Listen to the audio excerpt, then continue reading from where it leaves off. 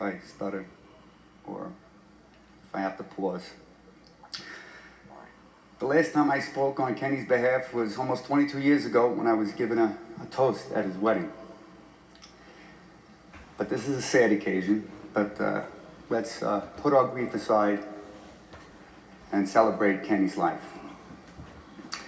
I remember when Kenny first met Dina, he said to me, "That's the little beauty I'm gonna marry."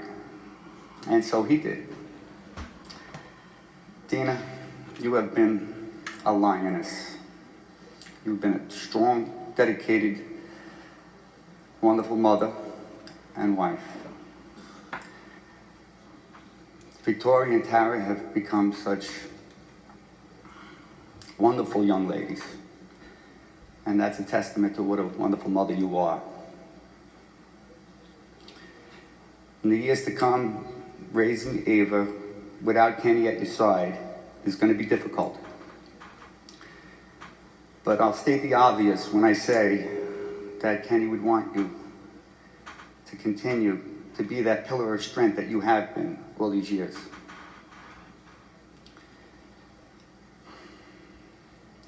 I was about not quite 9 years old when Kenny was born. He, as a baby, did nothing but cry.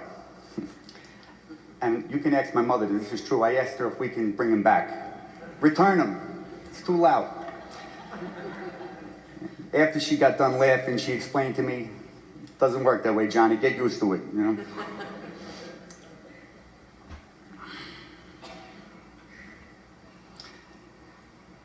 I didn't spend a lot of time with Kenny when we were kids because of our age difference, but I did have some influence on him.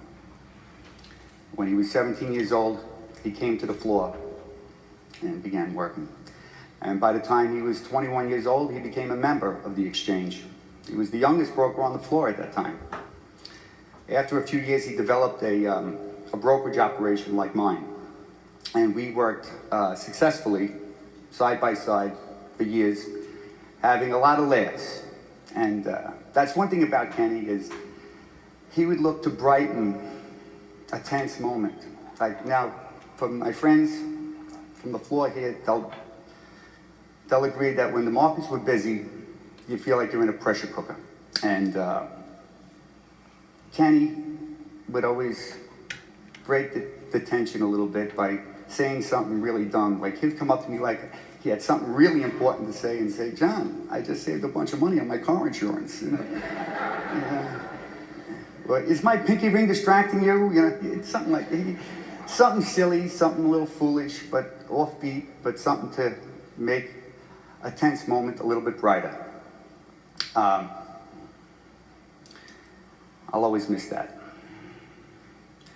But Kenny wasn't perfect, like none of us are. Kenny had his faults. Kenny had an impatient pursuit of pleasure. And sometimes that pleasure came in a single malt scotch, or a hot dog, or even a great slice of pizza. And then sometimes it came in a sports car, you know, and we try to talk him out of it. Ken, you know, it's a two-seater, you got kids, you know. And after a few months, Kenny would concede perhaps he was rash and he made a mistake, you know. But when the floor kind of fizzled out, Kenny moved on to greener pastures, and I would only see him once in a while. When he would come to visit my mom and dad, he would stay at our house, and it was great because the cousins got together. And Kenny and I would pick up right where we left off with our stupidity and our foolish banter. Always had fun together.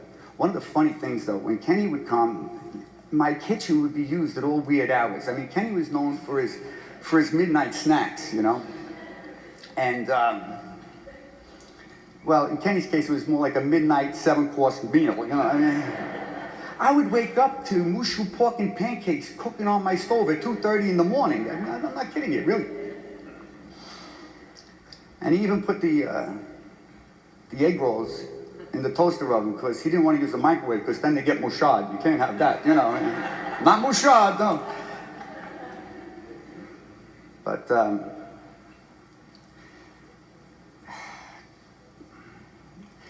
When I think of Kenny, it's bittersweet. And it's bitter, obviously, because he was taken from us at such a young age. And that is really heavy. But it certainly does not outweigh the sweetness of having him for 45 years. He's been a wonderful brother. As an older brother, I always wanted to protect him, watch over him. Now Kenny be watching over us. And when I think of Kenny, I will smile. And I hope all of you do also. Thank you.